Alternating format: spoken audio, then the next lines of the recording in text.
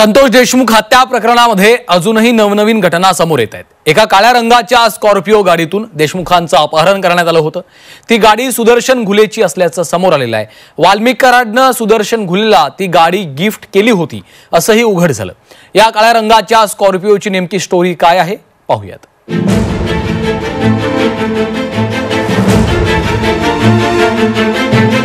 संतोष देशमुखांच्या हत्या प्रकरणात ही काळ्या रंगाची स्कॉर्पिओ वापरण्यात आली होती।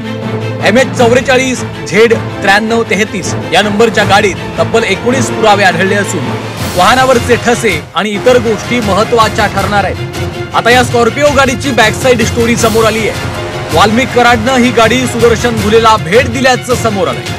केसमध्ये वाल्मिकचं काम पाहणं आणि त्याचा दबदबा निर्माण केल्याबद्दल वाल्मिकनं सुदर्शन घुलेला स्कॉर्पिओ गाडी गिफ्ट दिली होती। विष्णू चाटेच्या माध्यमातून ही गाडी वाल्मिकनं सुदर्शन घुलेला गिफ्ट दिल्याची माहिती समोर आली आहे। आता बीड फाईल्स प्रकरणात सुग्रीव कराडची एंट्री झाली। वाल्मिक कराडनं सुदर्शन घुलेला जवळ करण्याआधी सुग्रीव कराड हा केसमध्ये धनंजय मुंडे आणि वाल्मिक कराडचं काम पाहत होता।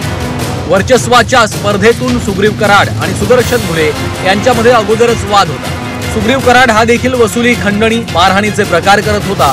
सुग्रीव कराडवर देखील गंभीर गुन्हे दाखल आहेत। सुग्रीव कराड हा केजमधला रहिवासी आहे। अनेक वर्षांपासून तो राजकीय क्षेत्रात सक्रिय आहे। सुग्रीवची आई माजी पंचायत समितीची सदस्य आहे। पत्नी केजच्या नगरसेविका आहे। सुग्रीव कराड हा गुन्हेगारी पार्श्वभूमीचा आहे। सुग्रीव कराडवर मारहाण, खून, अत्याचार, दंगल असे गंभीर गुन्हे दाखल होते।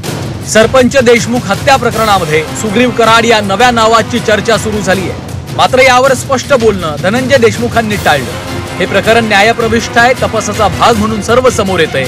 या प्रकरणात सरकारी वकील नेमके कशा पद्धतीने बाजू मांडतात आणि आरोपींना फासावर नेतात का हे पाहणं महत्त्वाचं असेल असं धनंजय देशमुखांनी म्हटलंय। आपण ज्या पद्धतीने मांडत होतो, न्याय मागत होतो, हे इतके अमानवीय कृत्य करणारे आसुरी वृत्तीचे लोक आहेत। यांना लवकरात लवकर फाशी झाली पाहिजे, एवढंच मी आता या क्षणी बोलेन। जरी कोणी काही बोललं तर याच्यातून कुणीच वाचणार नाही असा मला ठाम विश्वास आहे। कारण का, हे ज्या पद्धतीनं सांगत होतो मी की खंडणी ते खून प्रकरणातील सगळे आरोपी एकच आहेत, ते दोषारोपपत्र ज्यावेळेस दाखल झालं त्यावेळेस हे सिद्ध झालेलं आहे। खंडणी, अपहरण, हाणामारीसाठी वाल्मिक कराडनं सुदर्शन घुले आणि सुग्रीव कराड सारखे अनेक मोहरे हाताशी ठेवलेले होते। त्यातूनच त्यांना गाड्या भेट देऊन खुश ठेवण्याचं काम वाल्मिक कराड करायचा। राजकीय वरदहस्त असल्यानं गुन्हेगारी कृत्य करण्यासाठी वाल्मिकनं स्वतंत्र अशी टोळी तयार केली होती। येत्या काळात गुन्हेगारीच्या या टोळीतल्या सर्वांच्याच मुसक्या आवळणं अत्यंत महत्त्वाचं आहे। विकास माने, झी 24 तास, बीड।